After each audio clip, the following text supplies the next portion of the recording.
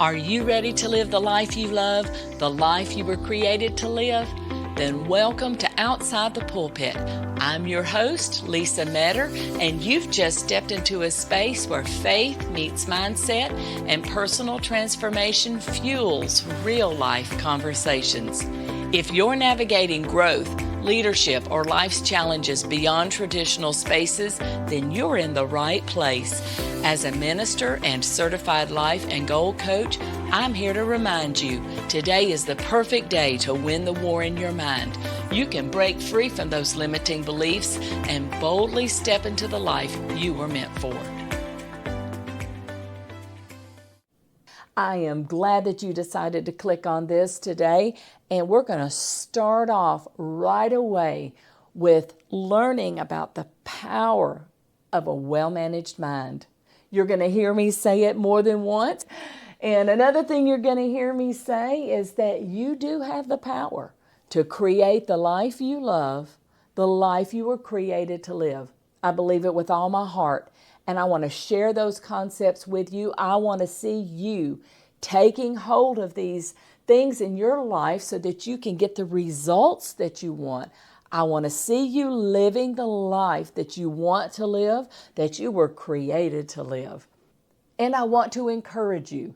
I want you to leave here every week believing more and more in yourself and your ability to create that life that we've been talking about. You can do that. I believe it with all my heart. You have a beautiful brain. It's a beautiful supercomputer between your ears. And when you begin to understand what's happening in there, it can be life-changing. Now, some of the things I bring up might be new concepts for you. That's okay, because we grow when we learn. You know, I'm thinking I'm going to title this episode A Simple Spark of Electricity, because that's really what we're going to start with.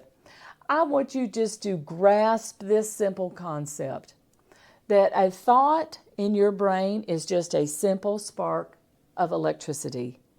It's a sentence in your brain that is not necessarily true. It's just a sentence and it holds no power on its own. Isn't that a lot to take in right there? Because you hear that in your own voice, you hear that sentence, and it just reaffirms a belief within yourself, and you stay there, and it just becomes more and more true. But I'm here to challenge that. That's what my job is. I'm here to challenge that. I want you to begin to open yourself up to this concept. Just because you hear a sentence in your brain does not necessarily make it true. It's a simple spark of electricity that holds no power on its own. Wow, that's already pretty big right there. I'm going to give you another one. We're going to jump right on into the deep end of the pool, if you will. Metacognition. Sounds like a big word, but it has a simple meaning. Thinking about thinking. As human beings, we get to do that. We get to think about our thinking, and boy, oh boy, is that a powerful tool to have in our tool belt. It helps us in so many ways. That simple step of listening for that thought and then observing it, it's going to do amazing things right there. You know, that metacognition, thinking about thinking, when we go into that with the power of observation, observing a thing changes a thing. So now you've observed your thought, and once you've done that, it has no choice but to begin to change. Boy, that is simple but powerful right there. I didn't say it was easy. I said it was simple. It's that step of listening for a thought. You know, transformation doesn't happen by accident. The way we think, the way we process challenges, and the way we trust God, it all plays a role together in shaping the life we live.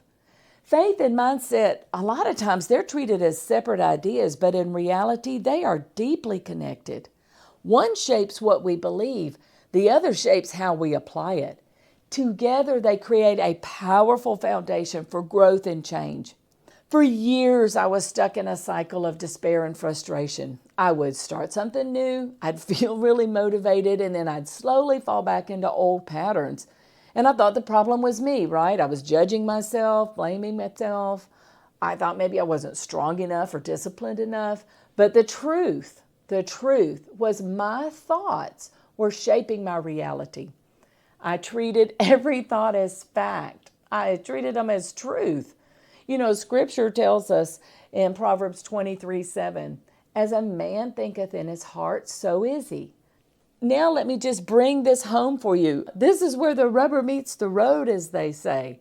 I had to ask myself, what thoughts am I repeating daily?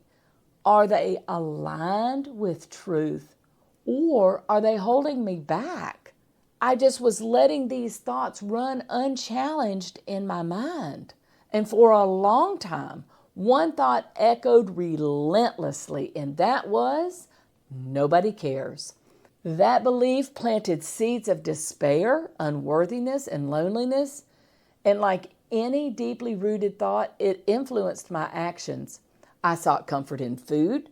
I numbed my emotions with mindless television and internet scrolling, and I just drifted through each day in a haze.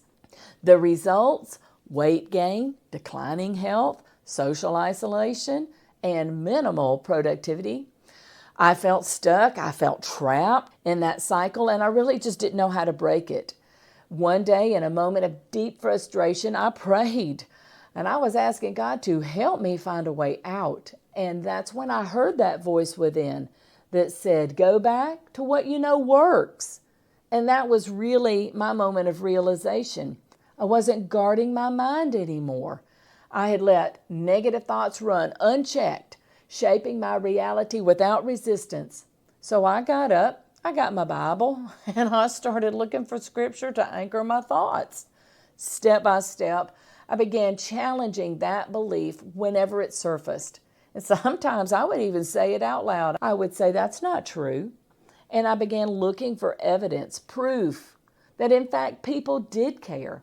Of course, I had countless examples. Family, friends, neighbors, community, church, it was everywhere. Moments of kindness that had gone unnoticed because I was trapped in my own narrative. Does this resonate with you at all? I think it does. I feel certain it does, because I'm no different than anyone else. We get in these cycles and then we have to find our way out. And that's what I'm here to help you with. My mind had fallen into a dramatic loop, mistaking a fleeting thought for truth. The more I challenged it, the weaker it became, the less believable it felt. And as my thoughts shifted, so did my feelings, and so did my actions. My perception of reality changed, and slowly I began reclaiming my life. Did it take time? Yes. And did it require effort? Absolutely. But was it worth the fight? 100%.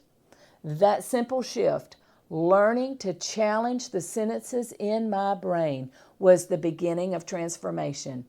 I have since learned that a thought is just that, a sentence in my brain, a spark of electricity, and it's not necessarily true. Understanding this gave me the power to dismantle harmful thought patterns and create space for truth. Now, will you remove every limiting thought overnight? No, but you can take one thought at a time and do as 2 Corinthians 10:5 says, casting down your imaginations and every high thing that exalts itself against the knowledge of God. This work takes time and practice. I've already mentioned that to you, but I just want to come back to you and tell you again, it's not going to happen overnight, but boy, oh boy, the change, the results you get is certainly worth it. It will change your life. Your mindset, your faith, your outlook, it's all going to begin to change. Everything will shift as you begin identifying and replacing the false narratives that are holding you back. I got a pretty good idea that if you clicked on this podcast, you are looking for something to move you forward in your life. I can help you with that. We're going to start with some simple concepts like I've brought out today and begin building your belief in yourself. When I started observing what I was thinking, I began to see a pattern.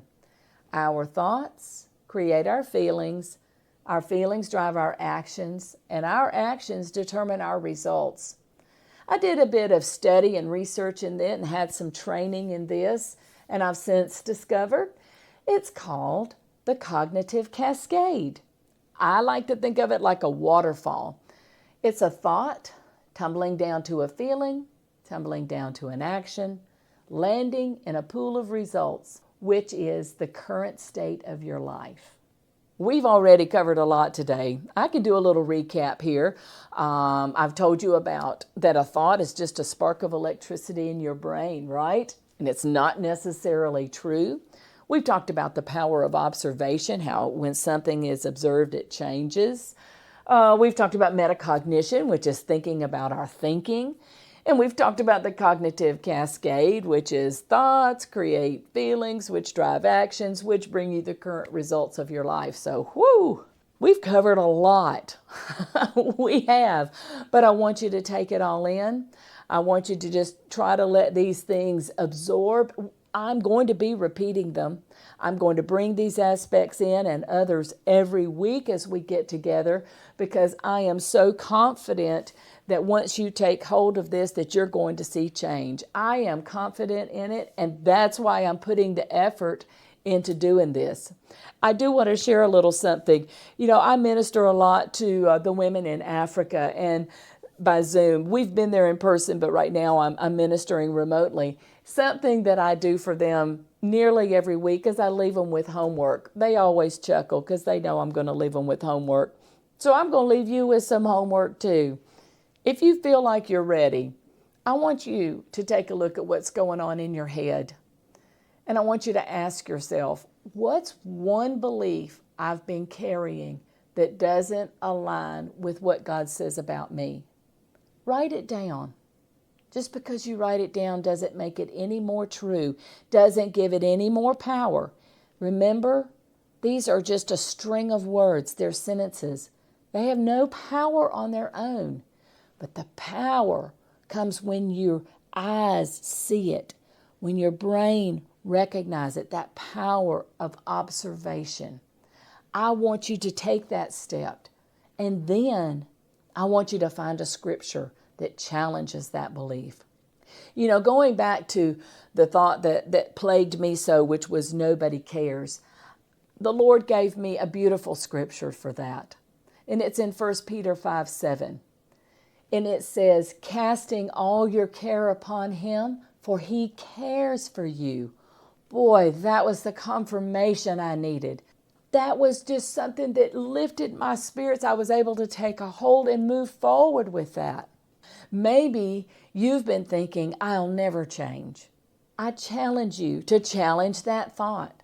I want you to go in and look at the scripture in Philippians 1:6. He who began a good work in you will carry it on to completion. That's really just a simple example of how you can combat some of these thoughts that you hear, how you can challenge these thoughts as they come to your mind. That's just a small step in how we begin to renew our minds. It's not just by thinking differently, but it's by rooting ourselves in truth. That's really the key there. Faith establishes truth. We trust in God's promises, even when our circumstances don't reflect them. You have all the power, all the time, to create the life you love, the life you were created to live. And I'm here to coach you. Remember, mindset determines how you feel, and how you feel drives your action, and those actions are the current results of your life. The thoughts we meditate on shape our reality. The scripture I mentioned earlier in the podcast is Proverbs 23:7. As a man thinketh in his heart, so is he. That scripture really does say it all. It does matter what we think, because we become what we think. Just let that begin to settle into you. If this episode has encouraged you, I'd love to hear from you. And don't forget to subscribe so we can continue this journey together. Well, that's all I've got for us today. But before we go, I want to share something that's been a meaningful part of my own journey. Through caring for myself, I learned the importance of tending to both the inside and the outside, and I want you to embrace that too. Outside the Pulpit is proudly supported by my Rodan & Fields business, where you can find skincare solutions designed just for you. Click the link in the show notes to discover your personalized recommendations. Thank you for spending time with me today on Outside the Pulpit. My hope is that this conversation encouraged, challenged, or inspired you in some way. If this episode spoke to you, I'd love to hear from you. You can email me, Lisa, that's Lisa, at outsidethepulpit.blog. At the end of the day, this podcast is about real people, living real life in the real world. And don't forget to hit that subscribe button so we can keep growing together. Until next time, you keep creating the life you love, the life you were meant to live.